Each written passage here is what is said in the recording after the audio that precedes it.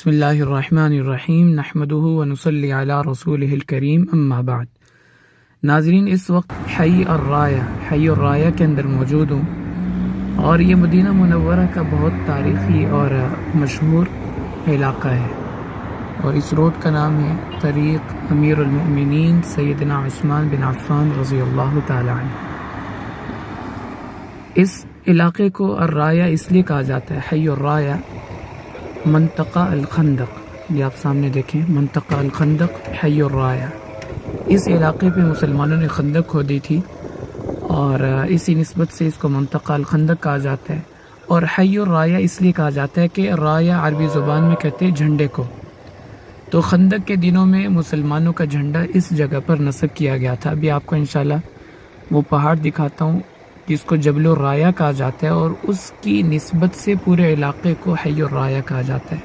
حی محلے کو کہتے ہیں، تو یہ سامنے پہاڑ جو آپ دیکھ رہے ہیں، اس پہاڑ کو جبل الرایہ کہا جاتا ہے۔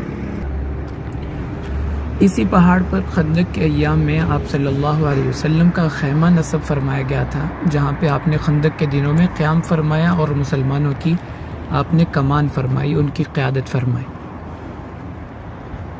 اوپر مسجد ہے اسی جگہ پر جو تعمیر کی گئی جہاں پر آپ صلی اللہ علیہ وسلم کا خندق کے دنوں میں خیمہ نصب کیا گیا تھا۔ یہ مسجد بہت پرانی ہے۔ سب سے پہلے یہاں حضرت عمر بن عبدالعزیز رحمۃ اللہ علیہ نے 90 ہجری میں مسجد تعمیر فرمائی تھی، اور جو موجودہ مسجد ہے آپ دیکھیں گے یہ بھی بہت پرانے طرز کی بنی ہوئی ہے۔ بہت کم مسجدیں ہوتی ہیں جو اب یہاں اتنی قدیم طرز کی بنی ہوئی اور وہاں پہ مسجد میں باجماعت نماز ادا ہوتی ہو، تو یہ اپنی قدامت کے لحاظ سے ایک منفرد حیثیت کی مسجد ہے۔ یہ مسجد کا نقشہ ہے، اور یہ ساتھ ہی وضو خانہ ہے، اور بائیں طرف دروازے مسجد کے اندر جانے کے لیے۔ اللہم افتح لی ابواب رحمتک نویت سنت الاعتکاف ما دمت فی ھذا المسجد۔ یہ آپ دیکھیں مسجد کا بہت پرانا انداز ہے۔ خندق کا واقعہ اب معروف ہے، اور یہ آخری جنگ تھی جس میں کافر مسلمانوں پر حملہ کرنے کے لیے مدینہ منورہ آئے۔ اس کے بعد جتنے بھی غزوات ہوئے وہ سب کے سب مسلمان گئے ہیں، کبھی کافروں کو ہمت نہیں ہوئی کہ وہ مسلمانوں پہ حملہ کرنے کے لیے مدینہ کا رخ کریں۔ تو یہ تاریخی جگہ ہے خندق کی، جہاں پر آپ صلی اللہ علیہ وسلم ان ایام میں امامت فرمایا کرتے تھے، اور مسلمانوں کا جھنڈا اس جگہ پر تھا۔ یہ مسجد کی کھڑکی ہے، اور یہاں پہ قرآن پاک رکھنے کی یا مبخرہ وغیرہ جو ہوتا ہے وہ رکھتے ہیں یہاں پہ۔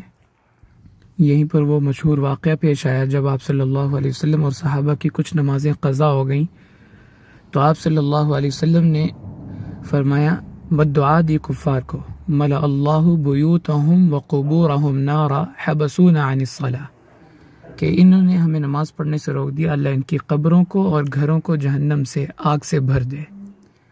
تو اپنی ذات کے لیے کبھی بد دعا نہیں دی، لیکن نماز کا مسئلہ ایسا تھا کہ آپ صلی اللہ علیہ وسلم نے کفار کو بد دعا دی۔ اس سے پتہ چلتا ہے کہ نماز کتنی اہم چیز ہے۔